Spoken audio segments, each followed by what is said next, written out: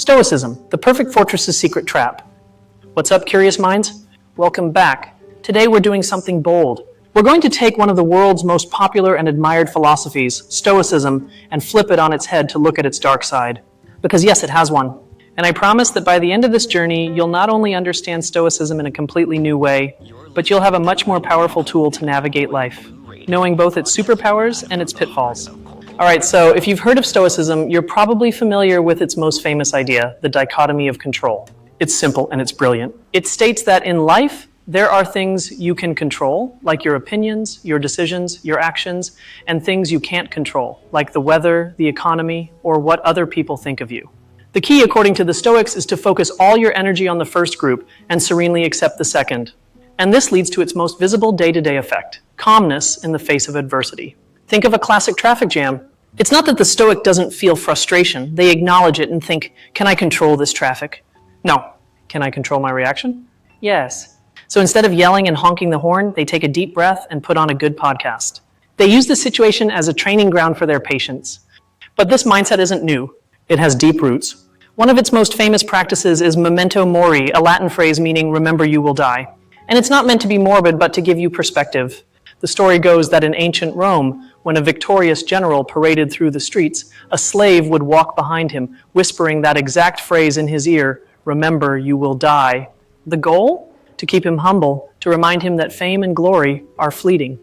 Control, calmness, perspective. It all sounds amazing, right? This is the bright side of Stoicism. The tip of the iceberg that we all see and admire. But if this is what we see on the surface, what secret engines are driving it from below? And what dangers lurk in those depths? Here comes the first big reveal. People think Stoicism teaches you to suppress your emotions, to feel nothing. But that's a huge misconception. The real mechanism isn't suppression, it's reinterpretation. A Stoic doesn't try to turn off their anger. Instead, they examine the judgment that's causing it. They don't say, I won't get angry. They ask, is this event really so terrible that it warrants my anger? Or am I judging it incorrectly? Change the judgment and the emotion transforms. And understanding this is a double-edged sword. On one hand, it's an incredible opportunity. If you get laid off, you can reinterpret it not as a failure, but as a chance to start that project you've always dreamed of. But here's the red flag, the huge risk. This same power of reinterpretation can be used to justify inaction and tolerate the intolerable. You can convince yourself that a toxic relationship is a test of your patience, or that an abusive boss is an opportunity to practice virtue. The very tool that can set you free can also build your own prison. All of this operates under an invisible rule, the idea of living in accordance with nature. And to be clear, this doesn't mean going to live in the woods. For the Stoics, nature meant the rational order of the universe, the logos. To live in accordance with it is to accept reality as it is, good and bad, because it's all part of a larger logical system. It's like a doctor who accepts a diagnosis. They don't like it, but they understand it's a biological reality they have to work with. This philosophy connects directly to a bug in our brain, the negativity bias. Our brains evolved to pay far more attention to threats than to opportunities. It's a survival mechanism. The Stoics brilliantly took this bias and turned it on its head with a practice called premeditatio malorum, or the premeditation of evils. The mental strategy to counteract the resulting anxiety is this: don't just worry passively. Actively sit down and visualize the worst-case scenario. What's the absolute worst that could happen? And if it happened, what would you do? How would you respond? In doing so, you transform crippling anxiety into an action plan. Think about the book Meditations by Marcus Aurelius, the Stoic emperor. We read it today as a great work of philosophy, but he didn't write it for us. It was his private journal, a notebook where he corrected himself, reminded himself of his principles, and wrestled with his own shortcomings. The takeaway for us is brutally simple. The real work of philosophy is internal, private, and often unglamorous.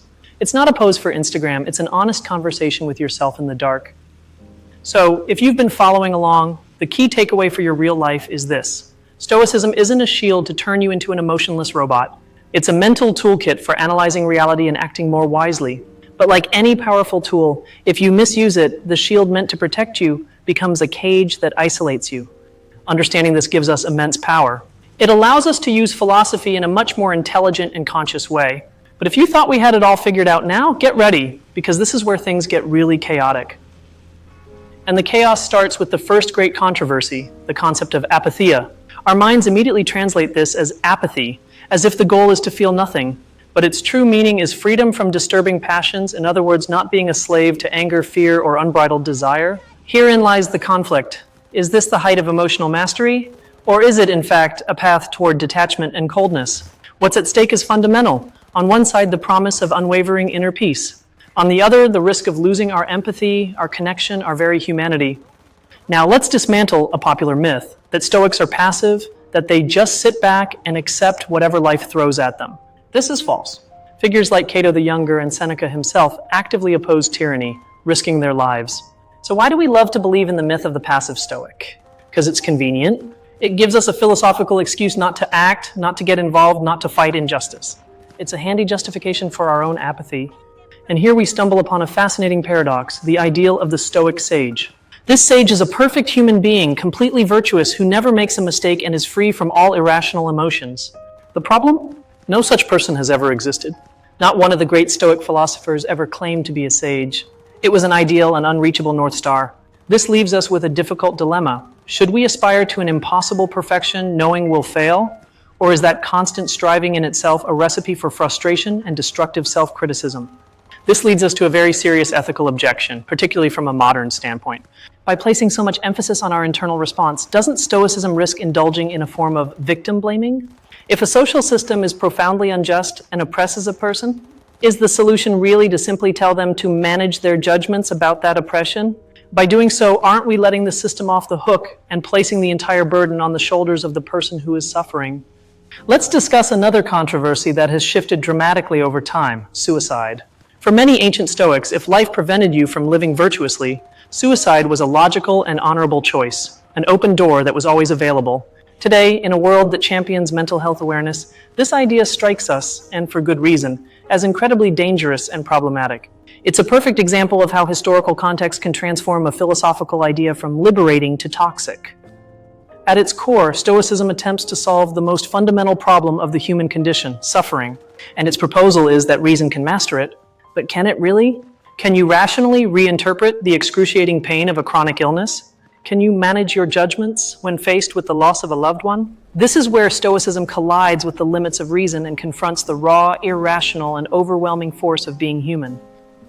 You've survived the chaos. You've seen the contradictions, the dilemmas, and the critiques. Now it's time for the details that separate the curious from the experts. We're going even deeper. Here's a concept you won't find on an Instagram post, the indifference, or adiaphora in Greek. For a strict Stoic, things like wealth, health, beauty, or reputation are neither good nor bad in themselves. They are indifferent. The only thing that is truly good is virtue, that is, a wise and just character. The only thing that is truly bad is vice. Everything else is simply raw material to work with. Now, for a complex mental process explained with a simple analogy, the Stoics had a theory of impressions. Imagine every external event, everything that happens to you is a knock at your door. You have a choice. You can swing the door wide open and let it in, or you can look through the peephole. Looking through the peephole is examining the impression. You ask yourself, is this true? Is it important? Does it require my assent? You decide whether to open the door and let it into your mind. It's essentially a mental spam filter for reality. And speaking of unsung heroes, we need to talk about Musonius Rufus. His name might not ring a bell, but he was the teacher of the renowned Epictetus. Musonius was known as the Roman Socrates and was a revolutionary for his era. He argued that women should receive the same philosophical education as men, and that philosophy wasn't for debating in drawing rooms, but for practicing every single day. He is one of those key figures who has been unjustly overlooked. But what if this were all a construct? There's an alternative, almost rebellious theory stemming more from the field of psychology. It suggests that Stoicism is actually an incredibly sophisticated defense mechanism, an intellectual fortress we build to shield a fragile ego from the world's chaos and pain. From this perspective, Stoic calm isn't true strength, but rather fear disguised as rationality. There's a finding from modern science that clashes with our intuition, yet the Stoics seemed to grasp it 2 millennia ago. It's called effective forecasting, and studies show we are terrible at predicting how we'll feel in the future. We believe winning the lottery will bring us endless joy, or that a terrible accident will make us miserable forever. Research shows we adapt remarkably quickly. The Stoics knew this intuitively, which is why they argued that external events don't have that much power over us. This flies in the face of our gut feeling that what's happening to me now is going to define my life. And here, suddenly, all the pieces click into place. The focus on internal virtue. The idea that wealth and health are indifferent, the practice of reinterpreting events, it all points to one central conclusion, a real aha. moment. The goal of Stoicism is not to change the external world, but to build an impregnable inner citadel. And the dark side emerges precisely at that point, when we become so enamored with our fortress that we forget we have a duty to the world beyond its walls. With this level of detail, philosophy reveals itself in all its glory and complexity. It's no longer a simple life hack, it's a complete system.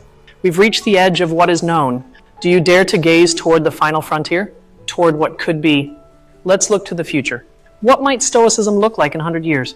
Imagine an AI, a personal assistant on your phone or even in your brain, programmed with Stoic principles. A real-time coach helping you manage your impressions, cool your anger, and make more rational decisions. Or, in its dystopian version, a corporate Stoicism designed to create more resilient employees, able to withstand greater stress and insecurity without complaint. And this is where science stops and philosophy must press on. Neuroscience can show us which parts of the brain light up when you feel sadness, but it cannot explain the subjective experience, the actual feeling of being sad. Stoicism gives us tools to manage our judgment about that sadness, but the mystery of consciousness, of why we feel anything at all, remains intact. It is the great unanswered question. Just think about it for a moment. The philosophical implication of all this is staggering. If the Stoics are right, if our happiness depends solely and exclusively on our virtue and how we judge the world, that means the universe itself has no inherent meaning or value. We and we alone are the ones who project that meaning onto it. It is the most empowering and simultaneously the most terrifyingly lonely concept one can imagine. Now connect this to the future of humanity. We live in an attention economy designed to hijack our minds with outrage, distraction, and instant gratification. In this context, the ability to master your own mind, to think clearly, to separate the trivial from the essential, that's not just a philosophy, it's almost a superpower. It might be the critical cognitive skill needed to solve the massive challenges we face as a species. And this brings us to the final, most provocative thought. Maybe the real dark side of Stoicism isn't that it's a cage, but that in its most perfect form, it could actually work. It could truly make you invulnerable to the pain, the chaos, and the madness of the world. But a human being who is truly immune to the world, are they still human? Our journey is complete. We've gone from the surface to the depths, and from there to the stars. Now it's time to step back and survey the whole picture we've painted together. Just remember for a second where we started this journey. With that simple, useful, and famous idea, focus on what you can control and accept what you cannot. And look where we've arrived. Asking ourselves if this very pursuit of control, taken to its extreme, could disconnect us from our own humanity, transforming fortitude into a form of exile. We went from a simple piece of practical advice to an existential dilemma about the nature of reality and our place within it. That's quite a transformation. So now the question is for you. Out of this entire journey through the light and shadows of Stoicism, what idea struck you the most? What is the one thought that's still ringing in your head? Seriously, I'd love for you to share your thoughts in the comments. There are no right or wrong answers. This conversation is the very reason we make these videos. It gives everything we do meaning. If you love these kinds of deep dives that keep you thinking for days, make sure to subscribe and ring that notification bell, because every video is a new adventure for your mind. As always, thank you for thinking along with me. I'll see you on the next mental expedition, fortitude or a gilded cage.